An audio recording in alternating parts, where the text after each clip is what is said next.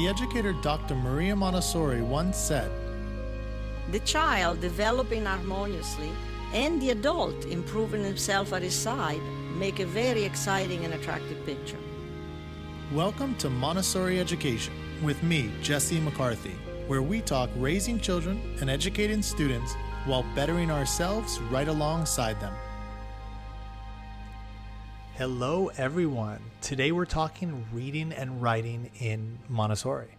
So basically, what happens in a Montessori classroom when it comes to reading and writing? I mean, are kids taught to do these things? Do they teach themselves? Do they even have to read and write in the classroom? Joining me to discuss all of this is Mary Ellen Maunz, and she is a true OG. I mean, been in Montessori for half a century, like literally over 50 years. Now, before we get to Mary Ellen, though, I want to go back even further to Maria Montessori herself. So she was giving a lecture in Rome. This was 1913, when she shared such a sweet anecdote about a child's discovery with reading, kind of that learning of, oh my gosh, this is what words make possible. Anyways, here's Montessori. Quote, "This great discovery, this great emotion is one of the most wonderful feelings humankind can have. Adults will perhaps someday recollect this marvelous fact. The following happened in the school. While children were beginning to learn to read, one of the boys came to school with a folded piece of paper which he had kept in his smock." A smock is kind of like an overcoat. "He called a dear friend and said, 'Listen, you wouldn't believe it, but there is a story in this.' And he read it to him.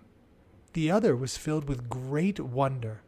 'How,' said he, 'can there be a story there?'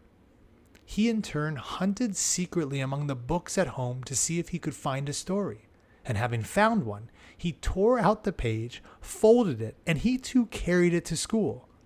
Without the teacher's knowledge, it came about that every child carried hidden in their clothes pages torn from books." End of quote. Can you imagine? I've always loved this little anecdote. Just the visual of children doing this is wonderful. And this is what reading is about. I mean, this is the excitement that all children can and should have with learning, quote, academics. So reading and writing in Montessori is what we'll be diving into today. And again, with me will be a veteran on the topic, Mary Ellen Maunz. So briefly on Mary Ellen, because she has a unique history in Montessori. She was trained by and then became close friends with the late Elizabeth Caspari. And this woman, Caspari, studied under Maria Montessori herself and became close with her way back during World War II in India. Again, we're talking some serious time in early education here. Now, Mary Ellen taught in the classroom herself for over 35 years, and she was working with young children, so around 3 to 6, and then all the way up through elementary as well. She has 3 children of her own, so she's a mom, and we'll talk a little bit about what you can do at home with reading and writing as well. But her kids are now grown adults, so she's not teaching them how to read or write at home anymore. Now, today, Mary Ellen is the founder and program director at an organization called Age of Montessori, and there she offers webinars, courses, trainings, all that kind of stuff. And I will link to her site later and in the show notes. Okay, that is the quick of it intro-wise. Let's get into the meat. Here we go. Mary Ellen Maunz, thank you so much for hopping on the show today. Oh, it's a pleasure to be here, Jesse. I like to just get into some good stuff right off the bat. So I know in my experience, I know this very well. A lot of people think of Montessori as, kind of wishy-washy academics or education wise. And I'm just curious right off the bat, why do you think this is? Why do people have this perception of Montessori as being, I don't know, almost like hippie? We're in the woods. We're not really learning anything. We're just playing around, I've certainly heard that, and I've heard the exact opposite, that it's too regimented. So I think it's because people have not actually been in a classroom and seen what goes on. I think when people hear that children are given choices when they're 3, 4, and 5-year-old, they assume chaos. But the actual opposite is true. I mean, where else And I have been in Montessori. I have traveled all over the world, visited Montessori schools, probably hundreds of them, and I see the same thing. I see when children really like the work they're doing and they get calm. Where else are you going to see 4 and 5-year-olds doing addition and multiplication with beads, where you have little unit beads and bars of 10 beads and squares of 100 beads and cubes of 1,000 beads? So children are getting an understanding of the decimal system and learning how to do all of the 4 operations. Where else are you going to see 5 and 6-year-olds being able to figure out what the subject and predicate of a sentence is just by asking 2 simple questions? Like, Mary kicked the ball. Who is it that did the action? Mary. What did she do? She kicked. Okay, you got the subject and the predicate. The idea that it's not academic is just simply not true. It's simply not true. I love it because you're kind of like you start off by saying, well, they probably haven't sat in a classroom. And I like that because it's like going back to Montessori. She just says, well, observe. So I think a lot of us come in with biases coming in, and a lot of parents are like, oh yeah, it's just wishy-washy. But yeah, I'm with you. Isn't it crazy? Like the math and the language, and I mean, all around the difference. And if you come in a classroom, you would see that. But I think I'm with you. I think parents have a perception because they actually haven't seen a classroom usually. Yeah. Now, do you think there's a lot of hands-on material about geography, puzzle maps, so children who are 4 know all the continents. They even know all the names of the states and can trace them on a map. You get children who can give you the Latin meanings for the shapes of leaves, things that, we'll often have parent meetings and have the children demonstrate materials like this. The parents are just in awe because they had no idea. And for a 3 and 4-year-old, the word ovate and obovate is just as easy as green and blue, and it's no more difficult for the child to learn true terms. And I think Montessori really captures the love of words and the love of learning in children. Yeah, it's almost like when you go in a Montessori classroom, in a good Montessori classroom, it's the opposite. It's that, wow, the academics or education or learning here is way beyond what I would have imagined for a young child, as you're putting it. So it's interesting how it can be the opposite of what people might perceive it as. But so I know one thing that can be confusing in terms of these quote academic subjects for parents is they think of children learning the alphabet really young. So it's starting off with the alphabet A, B, C, D. They surely don't think of children writing before they read, but that's actually what happens in Montessori. So yes, can you talk a little bit about what's going on there? Some insight for parents who are just like, what? Writing before reading? And my child's going to write at like 4? How, so just talk a little bit about that if you could. Well, it's actually based on the development of the child. And when, back in the 90s, there was the first true scientific investigation on how children learn to read. And what they discovered is that it's not what the eye sees, it's what the ear hears is the first important step. And that's called phonemic awareness. And we figured it out before the literature came out, and we just called it tickling the ear. So I'll give you some examples. First of all, we might play a game and throw a ball back and forth with children. I'll throw the ball to you, Jesse, and you throw me a word. Let's say you say the word ball, and I say fall. Ball, fall, those rhyme. And then I throw the ball to another child and say, give me a word. And they'll throw the ball back to me and say the word September. And I say, okay, flip September, I'll make up something. But it gives the child the sense of the sound of words. And then we go on to playing games, oftenly called I Spy, where you help the child get to the point where they can identify the first sound of any word they hear. So if I say ball, it's b, ball. If I say television, it's t, television. If I say rug, it's r, ugh.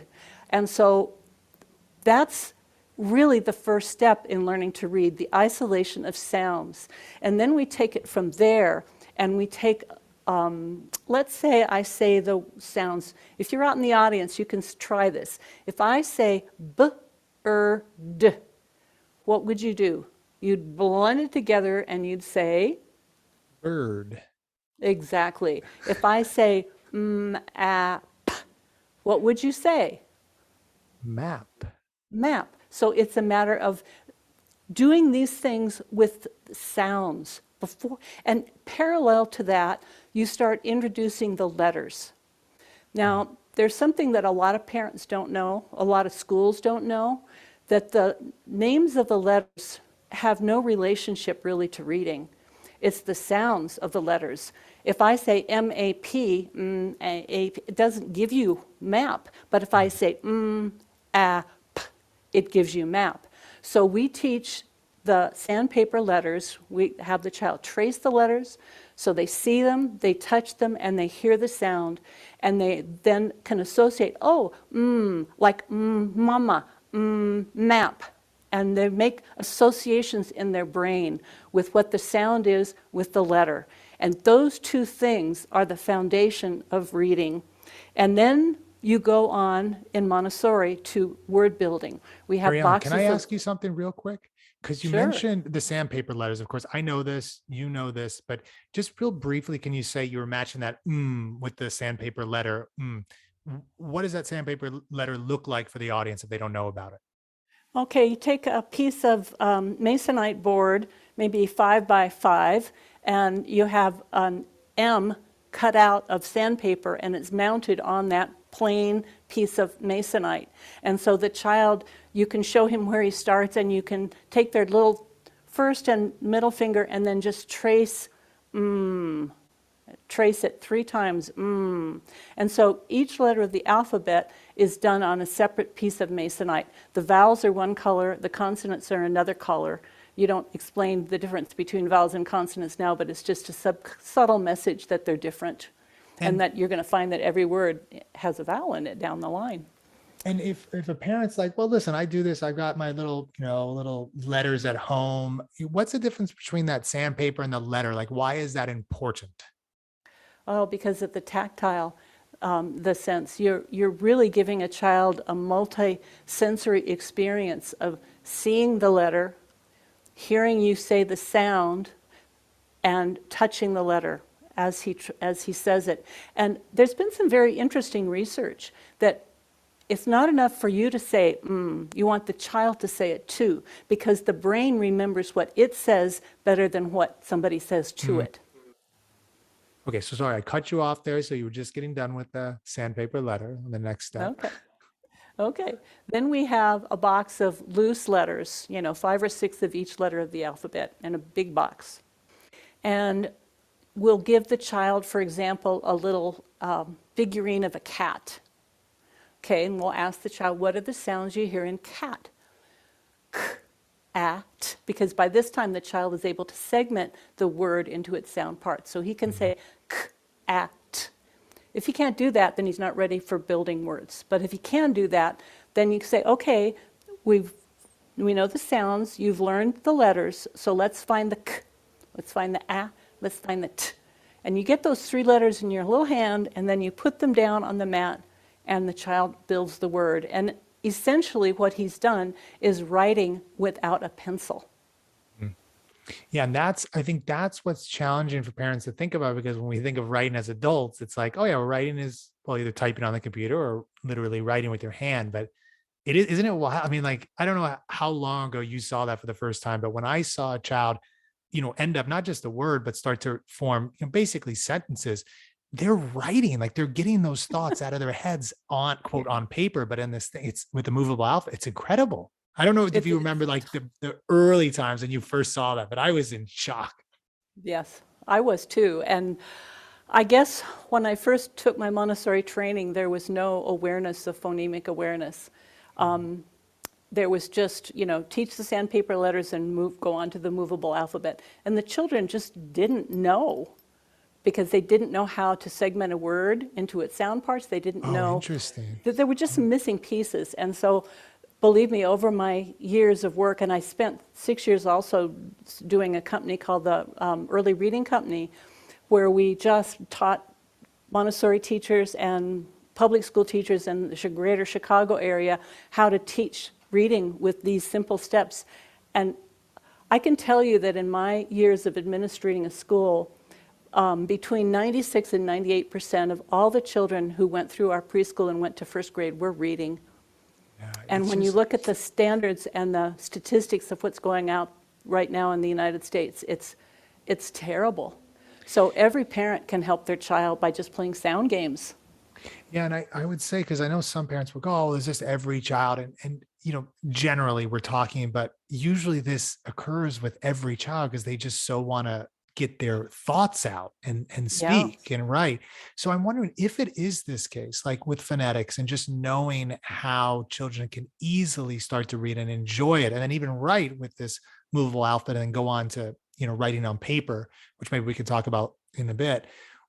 Why do you think, more of the traditional schools, even private schools that are traditional format, why are they waiting so long to teach these things that in a Montessori classroom a 4 or 5-year-old can gain?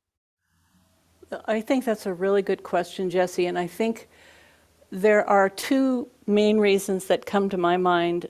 First of all, I think that there's a prejudice that was born out of people seeing, okay, our children aren't reading well enough, so we have to push it down with younger ages, and they actually pushed. And I think then there was a reaction to that. So what people have to understand about Montessori, and they'll see this if you visit a classroom, children are never pushed to do anything, but the environment, the prepared environment, has the elements of being able to start to read and write with these letters and these sound games. And the children are eager to do it. And so I think it's because there's the prejudice against pushing children too young, and secondly, there simply hasn't been the understanding that Montessori has of what she called isolation of difficulty, that if you take a complex task like reading and writing and break it down into components, like we talked about sounds, we talked about learning the letters, the mastery of that alphabet with their sounds, and then building words and then writing words, and simultaneous, you're working with the hand, learning how to hold a pencil, hold little knobs on materials. So all these things can come together in a unity, but it's not, you don't teach reading by reading a book. You teach reading by working on the sounds and the letters and building words. And that is not common knowledge, unfortunately. Yeah, I'm so happy I had you on, because this was a question. I have thoughts about it, and I was curious your take, and I love what you're saying here. So let me just see if I've got you right on the 2 points that you're raising. One is that you're saying there was a push for children, like, hey, we can really get these kids reading and writing, and then it became this push to like push academics on them. And then you're saying that there might have been a response against it. It's like, well, let children be children. They don't have to do real subjects. They can just, do playthings. And that's how it kind of is not there in the young kids. Am I summarizing it right on the first part? That's absolutely right. And of course, there's tremendous value in play and the imagination, but we have to also know that children, they want to be like us. They want to do what we're doing. Yeah. And I don't mean to diminish play, because I love play. I love seeing kids play, and, but sometimes play is work in itself. So it's a whole other discussion on play as work. Yes, I think so. But okay, so the second one here, and I think this is fascinating, because as a normal adult, like when I first got into education, I would have thought, like you were saying, well, you teach a child to read, like just start reading to them and show them the book and we read together. But, Montessori just broke everything apart and said, well, man, let's go back in the child's shoes or see what he's up to. And he needs those individual parts separate, as you were talking about with developing reading. And what you're saying is like, that's an intellectual, almost like a discovery that Montessori made. And it hasn't yet kind of really been absorbed into the culture and the educational world. Is that kind of what you're saying?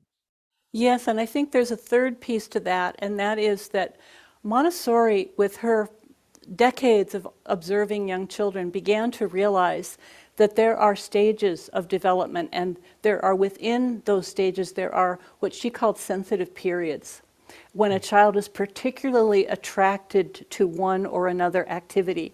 And those, we now know from brain research, are neurologically based. The brain says it's time to pick something up with your little pinch your fingers, or it's time to do this or that. And if we have something in the environment that the child can do to take advantage of that interest, learning is spontaneous and without effort. And I think writing is one of those things, and reading is one of those things that children just, if you give them the right environment and prompt them with the right activities that they can choose to do or not choose to do. I have for example, 3 grown children, and my firstborn didn't really learn to read till he was 6. He simply wasn't interested. And so I just let the teachers know they didn't have to push. He'll get there when he gets there. And then he became one of the best readers in class, but it was on his timeline, not mine. And I'm so happy you just raised that, because this whole thing is going to be about reading and writing in Montessori. Like, well, hey, 4-year-olds can do this, even 3-year-olds maybe, but there's no need to push a child. As you just said, I've seen the same thing. I've seen these quote late bloomers or so forth, and then they become, the great readers or great writers. So I don't want any of this to come across the audience like, oh my gosh, I got to get my child going. Like, that's not what we're after. Not at all. And then the second thing, actually, that you just said, you're talking about your own child. And now that I have a child myself, and he's an infant now, and that quote, sensitive period you're talking about, the difference between now, he's not grabbing things. Like, I'm not giving him things to grab, but when he develops that skill, then, or that ability to grab, then that's when we would introduce things. And it sounds like what you're saying is in Montessori, she did so much observation with children and learn that, okay, this is a good time to introduce this activity or this movement or this XYZ. Is that what you're getting at there? Yes. Okay. Yes. So maybe actually off of that, we stopped at that movable alphabet. So we've got kids, moving these little letters around and so forth to form words and then potentially sentences. Parents like, well, I need this child to write an essay or something. How do they go from that to writing on paper? Like, what's the steps involved there? Oh, well, this is an interesting process because some children, once they get the connection between sounds and letters, it's almost like they learn how to read. They teach themselves how to read. Other children have to be taught every single element. There's something called metal insets. And metal insets are simply geometric shapes that have a frame and an inset, and you take the inset out and trace the frame. And the child simply learns to hold a pencil in a very controlled way and gets to color in the insets the color that he chooses. So we're preparing the hand. So the child has been able to write words. Now I want to make a point about what words we give him. We stick in the initial stage of teaching reading, in my system anyway, in most of Montessori schools, with what we call the short vowel alphabet. So the letters A, E, I, O, U would be taught to the child as A, E, I, A. And so the little objects that I would give the child only have 3 letters, and they use one of those short vowels like cup, map, pin, and so forth. So the child has a strict one-to-one correspondence, because in the logic of a young child, that's all he can really handle. He can't handle, okay, well, there's 2 or 3 ways you could pronounce that letter. That's not going to work for him. So we get him to get that ability to write letters or write words that have 3 and then 4 letters that are all specific sound letter correspondence. And then we give him books. As you mentioned, he goes into writing sentences. Then he can read those words, he can read the sentences, and then we provide little books. And there are a number of series available out there that are called phonetic readers. And if you find the short vowel phonetic readers, then a child can read a whole 10-page book with maybe 1 or 2 lines on each page, kind of nonsense stories, but he feels like, I can do it, I can read. So we get the child, in my schools, we have children, we have them read a goal of 100 short vowel reading books. So he really develops an identity as a reader. Then at that point, we then start introducing what in Montessori we call phonograms. And that would be like 2 and 3 letter combinations that are continually present in the English alphabet, like I-G-H, 3-letter I, like light, might, fight, fright. If you tried to sound that out, you'd never get might. So you work with teaching those combinations of letters, like the difference between A-I and A-Y. They both say A, like may, pale, male. And so you teach those individual things and have children build words with 2 colors of movable alphabets. And pretty soon, then they're reading books utilizing those new combinations, and before long they can read anything. And at the same time, they're doing more drawing, they're doing more inset work, they're developing their motor coordination, because many children who are young enough to be able, or old enough to be able to read, can't write yet because their hands are not coordinated enough. So that comes in time. But we have 6-year-olds, as you mentioned, 5 and 6-year-olds writing stories, and it's not an unusual thing to see. Yeah, and as you're saying all this, I'm thinking of different Montessori parents over the years. They're just like, oh my gosh, my child came home, he can read or he can write, and they're so thankful.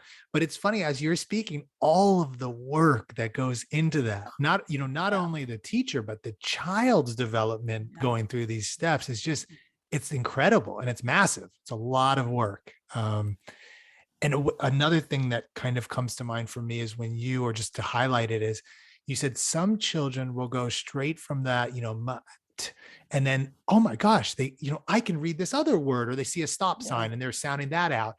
While I've seen many other children, they need a little bit more guidance with that. And there's no good or bad, because I'm raising this again, because I know parents can get really stressed about, well, is my child doing enough? Or is he, at the end of the day, they all kind of level out.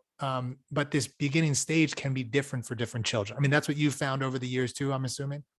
Absolutely. And I sometimes, when a parent will come in and, well, my child's not reading yet, and I look at the parent and I'll just calmly say, well, how many times in job interviews, have you ever been asked how old you were when you learned to read? Yeah. They laugh and they realize, oh, maybe it doesn't really matter when. Yeah. Where do you go with the argument after that? It's like there's, but I think, now being a parent myself, and I've, just spent so much time with parents as clearly you have, it's unfortunate, but I think that we've just been ingrained to have this is when your child should do X. And if the child doesn't hit that, whatever X is, then on comes the stress, because what's wrong with my child, or what's wrong with me as the parent, or what's wrong with the school, what's wrong with the teacher. Yeah. And I'm happy you raised that, because for the parents out there, I know some teachers will be listening, be empathetic even with the teachers. So talk with her, because I know a lot of teachers stress themselves out about these things. And I think more parent and teacher communication would be lovely, just to have chats, but anyways, we're getting off topic here. I want to make sure I'm on the reading and writing. We can go on all sorts of little tangents. Go for it. I was mentioning that my firstborn just didn't learn to read till he was about 6. And my second child learned to read with ease and just was reading by the time she was 5. My youngest one, I would read to her every night. She'd crawl up on my bed and, I'd read to her and then put her to bed after that. And one night I was reading the story and she says, Mommy, let me read to you. And I said, okay. And so she started reading and she came across the word daughter. Now, if there's a complicated word to spell in the English language, that's one good example. And she just read it. And I looked at her and I said, Lenore, how did you do that? And I've got this very personable little 4-year-old there. She just puts her hands on her hips and looks at me and she says, well, it appears I just know. It's like, okay, I'll take that. Man. There you go. And I mean, how just to be a parent and to hear your child say, I want to read or something, it's just such a lovely experience. Yes, it is. Yeah. So thinking about parents just generally, what, we're talking about what most Montessori teachers are doing in the classroom with children, but do you recommend parents do anything in addition at home? I mean, you were just talking about reading with your child, but to kind of get reading and writing going, not out of this fear, oh my gosh, my child's not reading and writing, but the joy of what's possible for children at a young age. Do you recommend them doing anything in particular at home? Well, I think parents can easily overlook vocabulary. And vocabulary is really, really important. If you're a dad, working at your home desk, you can just get a little basket or a bowl and you can put a stapler, a ruler, a compass, and all the things that you might have, just 5 or 6 things, but they're all in one category. And then you can say, you can do what we call a 3-period lesson. A mom could do this with a basket of fruit in the kitchen, but anybody can do it. And you just do what Montessori called a 3-period lesson. So this is a pen. Can you say pen? Okay, the child repeats. This is a pencil. Can you say pencil? This is a memory stick. Can you say memory stick? Okay, that's the first period. You just tell the child the word. And then secondly, the second period you say, can you show me the pen? Thank you. Can you please point to me the pencil? Can you show me the memory stick? Then you can mix them up and ask them again. And then eventually you get to the third period, maybe that day, maybe tomorrow. Then what's this? What's this? What's this? So you're building vocabulary in categories because that categorization helps the mind get organized. And so you can do that with pictures, you can do that with objects. You can obviously, talking about reading, read aloud and let the children see you read for pleasure. If you do read, let your children see you do it. My mom was the kind of person that when she was doing dishes, she had a book propped up behind the faucet. And because she didn't want to lose a second. And so I grew up surrounded by books and reading people. And I think the other thing is to, when your child gets old enough, take them to the library and spend some time in the children's section where the picture books are and let them choose the ones. You sometimes find out, oh, they're interested in something that I didn't know that he liked or she liked. And just make books and reading part of your life. I think that's the most important thing to start with for young children. Yeah, and it's interesting today because I read a tremendous amount, and with my own son, I'm thinking, oh, I'm going to be, he'll see me reading all over the place. But we're in this tech age, and young parents definitely have been grown up, some of them not really reading books, like physical books. Yeah. They read books Yeah. on their phone. So I'm very curious as we go along what will happen with all that, because particularly the ease of it, if you've got a child with you and you're doing something else and it's, it's not like you don't have to be paying attention every single moment of the day and you're reading on your phone, but you're reading a book, how does the child interpret that? Are you playing games, reading, that type of thing? And I'm curious, have you seen any changes because of this tech change in our society? I guess the biggest change that I've seen is that children have more of an interest in being entertained. And sometimes there's a transition when they come into a Montessori classroom, for example, where they're accustomed to somebody giving them something to play with on a screen or telling them something or doing something for them. And all of a sudden they're then shown how to do things for themselves. And that is and I think the other part of that is at home. If you're going to fix something for a meal, invite your child to do part of it. If you're going to dust, give your child a little duster and have him dust with you. Just make our children part of our lives on a day-to-day basis. And education is not just what goes on in school. It goes on every day of every moment. And there's some really interesting research, Jesse, about the number of words that you say to your child on a given day is multiplied over the years. And children who come from talkative, educated parents have, sometimes 5, 6, 10 times more vocabulary than children who come from a family where they're taciturn, they don't talk much, or they're not educated and they just tell children to do things rather than explain things. Yeah. I was kind of shocked at the difference. And there's a University of Virginia professor who basically said that the key to upward mobility is vocabulary. And I had to really stop and think about that, because the more words that you know, the more connections you can make between words, and your body of knowledge grows. So reading and writing is not the only part of this. It's really exploring the world. I worked in Southside Chicago with very low-income families, and we did the Peabody word test where you show pictures to children and they identify what they know. Well, they didn't know any tools. They didn't know any hand tools. And so when I met with the parents, they also didn't know any fruits other than an apple and an orange and a banana. They didn't know what a grape was. They didn't know what a strawberry was. And so I suggested to the families that they just take a walk through a hardware store and name everything. And go to the grocery store, and even if they're not buying everything, to just name things for their children so that they become more familiar with things. And they loved it. They told me afterwards they had so much fun going to the hardware store. And then I did an activity where we built a birdhouse. And so we needed a saw, we needed a hammer, and we needed nails. And it was a simple little kit, but it was something that the children then could apply what they were starting to learn in a real way. Yeah, I love this integration because as we're talking here, reading and writing, it seems more academic or formal educational. But as you said, I mean, what you can do just out in the world. And I think coming back to kind of a comparison between Montessori and other schools, like Montessori is about doing this for life. We're not doing this so that when they graduate high school, they're the top percent of the percentile so they can show off to their friends. It's so that it helps their life. So I mean, the vocab, I remember graduating high school. And that's when I really got into just, I want to learn on my own.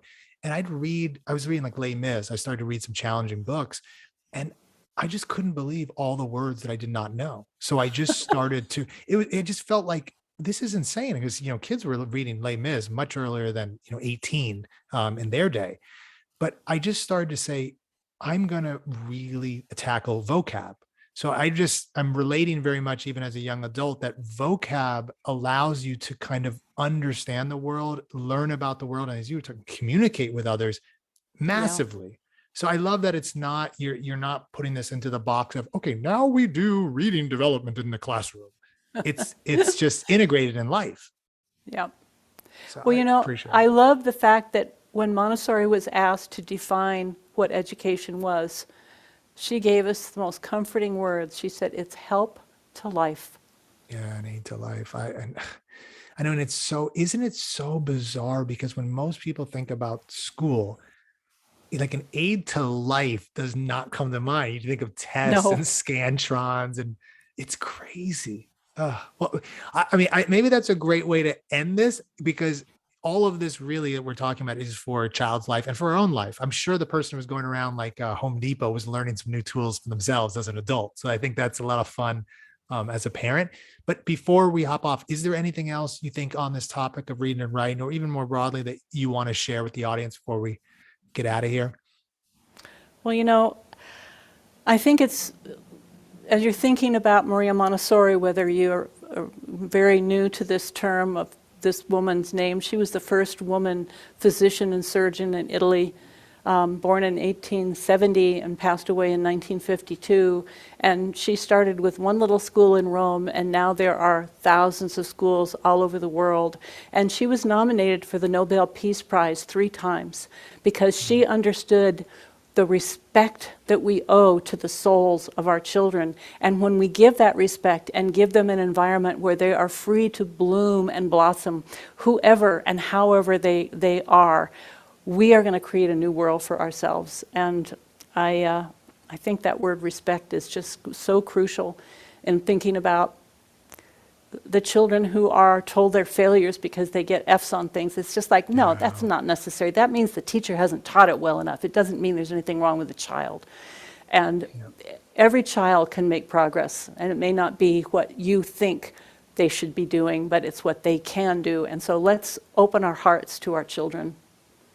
Yeah, I think that's great. And I love that to end on respect. And I think what you've been talking about is just a respect for the development of the mind, but also the body and the spirit as you're getting at here. So, well, thank you so much again, Mary Ellen, for coming on. It's been a pleasure and insightful. So glad we connected. Very glad we connected. Thank you, Jesse. It's been a pleasure to share. And hope we can talk again soon. Yeah. And I'm definitely gonna share a link for you, but is there a specific place you'd like people to find you, to contact you, or to find your work? What, like one site maybe that's the best site for you? We have a website, ageofmontessori.org.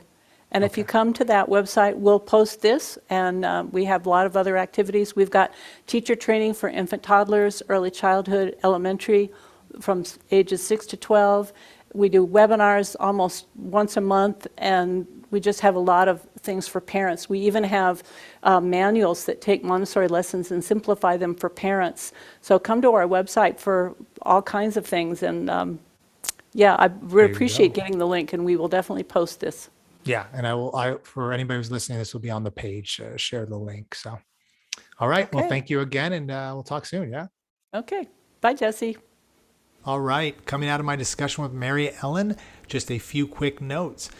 First, if you enjoyed this episode, let us know.